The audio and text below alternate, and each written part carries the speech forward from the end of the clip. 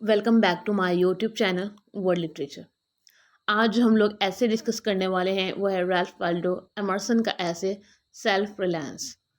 अब as we know कि जो एमर्सन है वो अमेरिकन पोइट हैं, एसिस्ट हैं और साथ ही साथ फिलोसफर थे।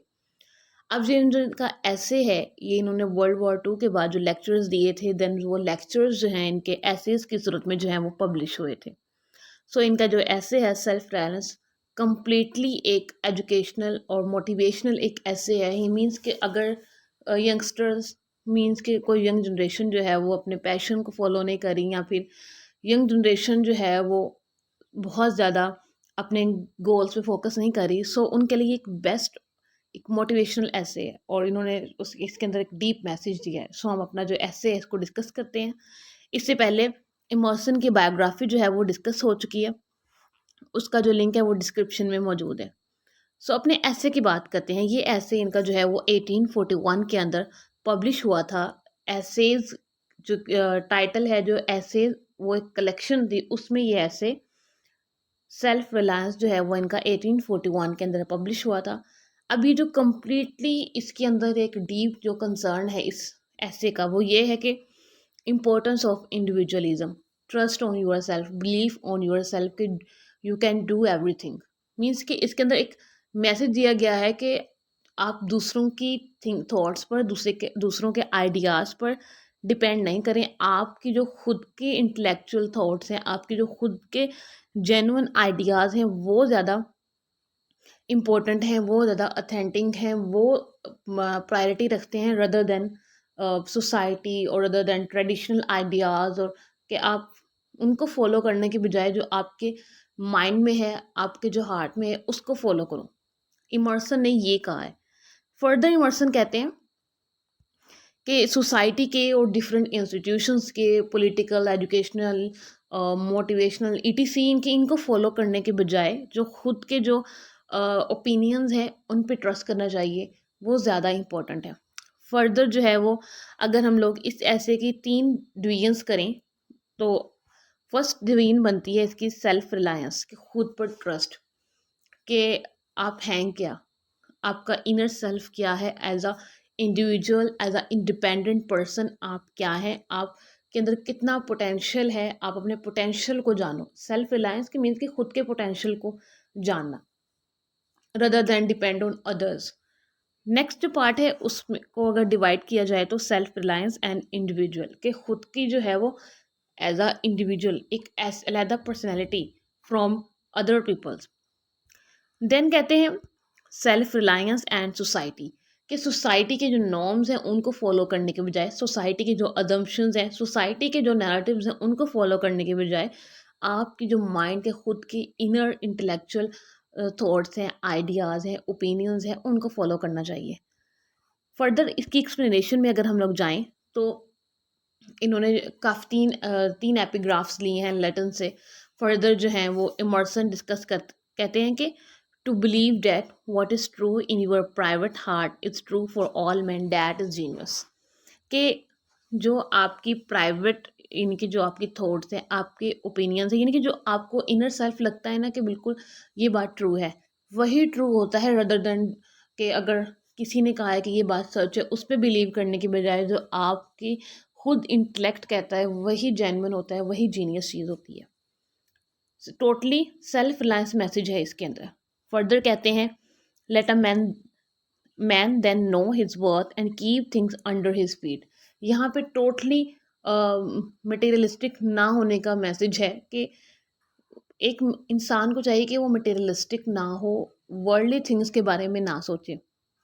कि अगर वो उन चीज़ों के बारे में सोचेगा तो वो देन लाइफ में कभी सक्सेस नहीं हासिल कर सकता। उन चीज़ों को, मटेरियलिस्टिक चीज़ों को जो है वो उनके हद तक ही रखना चाहिए। उनको अपने माइंड्स के अंदर मटेरियलिज्म को अपने माइंड्स के अंदर जो है वो लेके जाने के बजाय उनकी जो जगह है उन पे ही रखना चाहिए।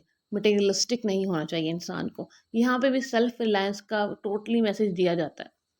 फर्दर कहते हैं कि इमर्सन फर्दर कहते हैं कि जो सोसाइटी के अंदर डिफरेंट अरीनाज है सोशल, लाइक कल्चर, रिलीजन, इन सब के अंदर जो है वो सेल्फ रिलायंट इंडिविजुअल्स की ज़रूरत है ताकि वो अपना पोटेंशियल जा सकें, ताकि वो लाइफ में जो है वो सक्सेस हासिल कर सकें। तो वो कौन से ऐसे सोशल एरियाज़ हैं, वो हम लोग देखते हैं।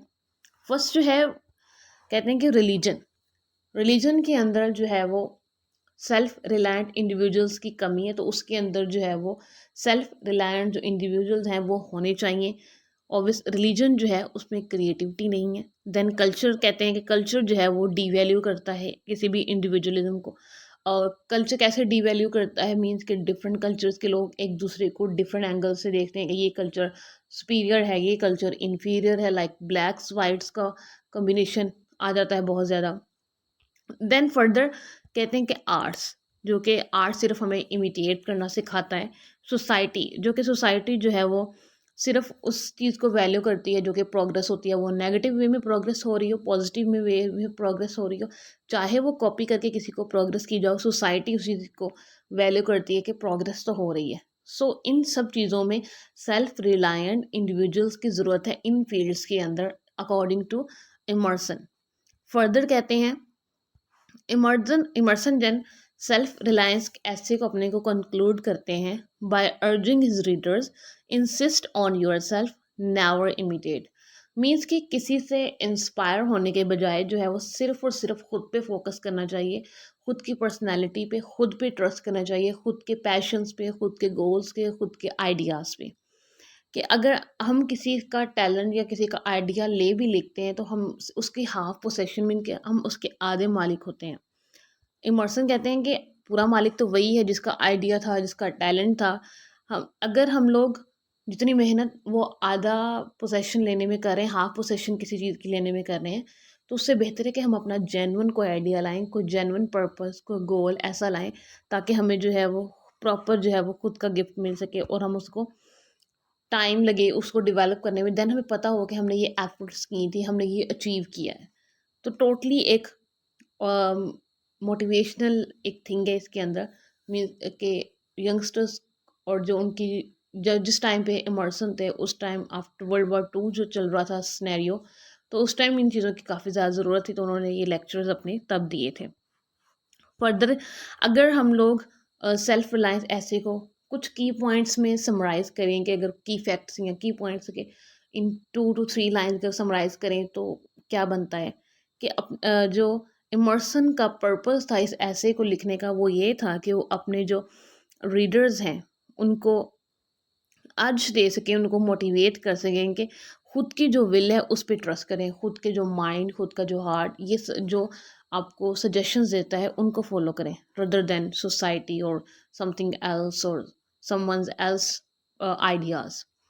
फर्दर कहते हैं कि instead of conforming to social expectations, के मीन्स के सोशल एक्सपेक्टेशंस पर पूरा उतरने के बजाय, सबको खुश करने के बजाय जो है वो इंसान को खुद को जो है वो बेटर से बेटर जो है वो बनाना चाहिए, rather than conforming society. Further कहते हैं कि emphasizing one's own voice rather than an intermediary such as the church, कि मीन्स कि खुद की आवाज़ सुननी चाहिए, लाइक जो इनर वॉइस होती है इंसान की, कि मुझे ये करना चाहिए, ये नहीं करना चाहिए, this is wrong and that is right.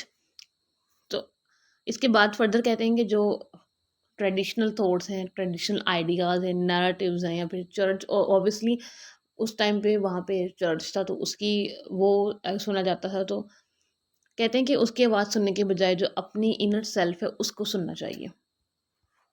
Further कहते हैं कि उन्होंने अपने रीडर को इनकरेज किया है कि अपना जो रिलेशनशिप है दूसरों के साथ उसको ऑनेस्ट बनाए, मीन्स के ट्रुथ, ऑनेस्टी अपनी लाइफ के अंदर, ये जो की एलिमेंट्स हैं, और जो दूसरों के साथ एक दूसरे का रिलेशन है उसको प्योर और ऑनेस्ट बनाए।